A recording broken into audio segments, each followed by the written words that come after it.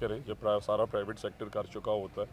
और इतने बुरे हालात के बावजूद 25 साल से बोर्ड के टॉपर्स फिर सरकारी स्कूलों के बच्चे, अल्हम्दुलिल्लाह। तो उन्हें प्राइवेट सेक्टर उठा के ले जाता है अगेंस्ट होंडा सिविक। तो क्या हम उन 10 साल जिन बच्चों को पढ़ाएं, क्या हम उन्हें नामात नहीं दे सकते? सज़ा और जज़ा का निज़ाम नहीं है। एक टीचर 8 साल स्कूल मेहनत से पढ़ाता रहा और एक टीचर 8 साल स्कूल ही नहीं गया, आपने 8 साल बाद दोनों को प्रमोट कर दिया। तो किधर गई वो मोटिवेशन जिसने रोज़ सुबह 6 बजे उठ के अपने बच्चों को टाइम नहीं दिया, बट इस कौम के बच्चों को टाइम दिया?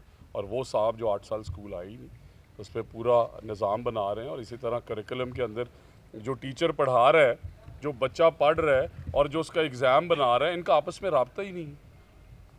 पढ़ा आप रट्टे का सिस्टम रहे हैं। एग्ज़ाम मिनिस्टर साहब का दिल किया तो उन्होंने, दैट इज़ टेक्नोलॉजी नंबर 1।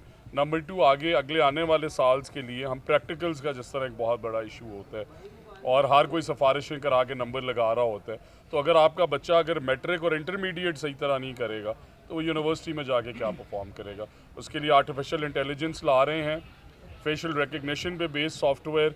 क्योंकि मैं हर किसी को कहता हूँ कि मेरा व्हाट्सएप का जो लॉक है ये तो कोई खोल नहीं सकता मेरी फेशियल रिकग्निशन ऐप के बगैर। और बच्चा पूरे का पूरा बच्चे की जगह एक और बच्चा बैठाना कैसे बैठ सकता है? दुनिया टेक्नोलॉजी पे चली गई है। तो वो इंटीग्रेशंस ला रहे हैं इसी साल। और जिस तरह अभी 90% कंट्रोल किया नकल माफिया पे, इंशाल्लाह अगले साल मैं रिस्पॉन्सिबली सारे मीडिया के दोस्तों के तवस्सुत से ये कह रहा हूँ कि 100% ट्रांसपेरेंट और एफिशिएंट एग्जामिनेशन होंगे।